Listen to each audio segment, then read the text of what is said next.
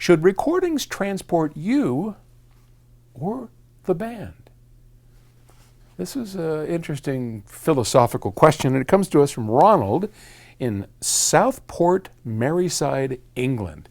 That sounds like a jolly old place. Hey, Paul, when making recordings, I feel that the engineers must decide whether to try to bring the performers into your living room or transport your seat to the concert hall. My thought is that for small groups or an intimate nightclub setting, the first would be best. I would not really wish to try and cram the Berlin Philharmonic Orchestra into my 12-foot by 20-foot living room. I would love to hear your views on this. That's a very interesting philosophical question because obviously we know that in a practical sense, in your 12 by 20 listening room is the only place you're going to be when you're listening to a live recording of some kind. And you also know that if you're going to listen to the Berlin Philharmonic Orchestra in your living room, that's where you're going to listen.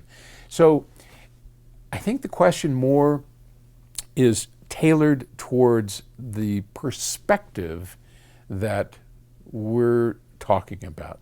So if we have a small group in a nightclub, we probably want a more intimate recording or perspective of the group. And a lot of that's going to depend on how the microphones are placed, how the studio, arranges the recording, the mobile recording setup, and you maybe don't have microphones as distantly placed as you would, so that you get that kind of intimate feel.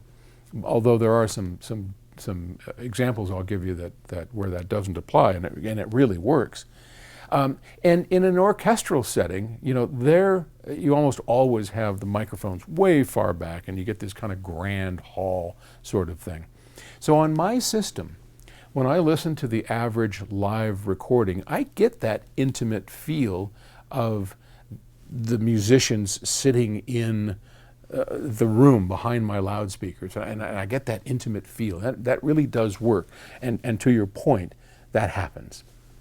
When the Berlin Philharmonic is playing in my music room, I get a much more distant spread, as if I am, 20, 30, 40 rows back.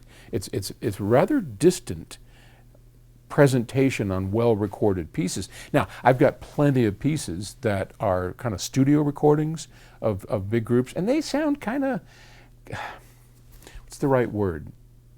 Again, you're trying to cram 132 musicians into your room, so it's very hard to put this into words of what we're hearing.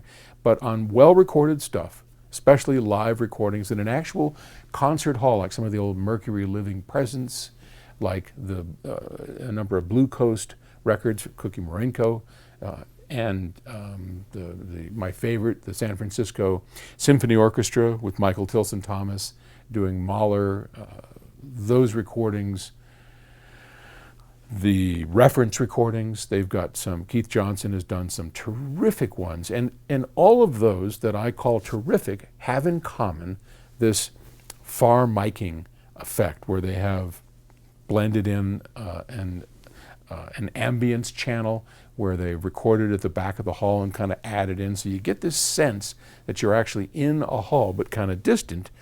And then other recordings of smaller groups like nightclubs and things. One of my favorite being the Keith Johnson recording of Red Norvo, and the Red Norvo group, don't remember the name of the album, but if you look up reference recordings and Red Norvo, it's one of his better recordings, and I think one of his first recordings. Now there you've got an intimate setting so that you can even hear the bouncing on the stage of the musicians. And if you have a good sub in there, man, it just makes it real. And it's fairly intimate, again, with a lot of space going around. So yeah, I think the answer is a good recording engineer will distantly mic large pieces and more intimately mic smaller pieces to give you that sort of feel of being in the room or distantly observing the musicians within the room. It was a terrific question, and I'm sure opinions are going to vary all over the map on this one, but there you have mine. All right. Talk to you tomorrow. Bye.